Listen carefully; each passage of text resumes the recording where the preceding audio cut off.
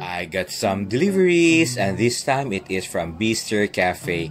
And it is their treat because it is their 3rd anniversary. Happy anniversary, Bicester! So, let me see what do I have here. So, I think this is their matcha tea. Yes, it's so nice. Choose happiness. And I think this is already the sauce or the gravy for the chicken and waffle. And of course, the best there, tapa rice. Trust me guys, murag wala gila ing tapa nga nindot here in Cebu kung dili gikan nila. And yes, it is their chicken and waffle. For that, nato ding i-plate. So, look at the sauce. Ingon ana siya ka-spicy, ana siya ka-thick. So, it is really a brunch, pancake plus chicken. And this gravy-ish. So, mura siya og cream.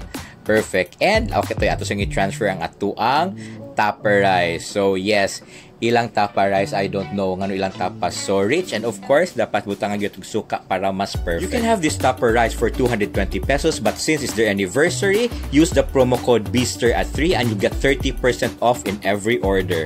And since we love you more, use also the promo code TheDentistIsOut and you'll get a free matcha latte in every order, and it is valid until September 30. And now let's have this chicken and waffle. So see waffle, then chicken, and more sauce. Trust me guys, lami jud kay ni siya. Wow, sige, more sauce gyud ta.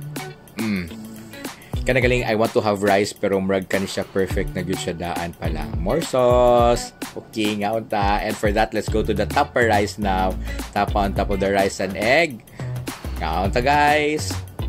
What brunch should be? More rice.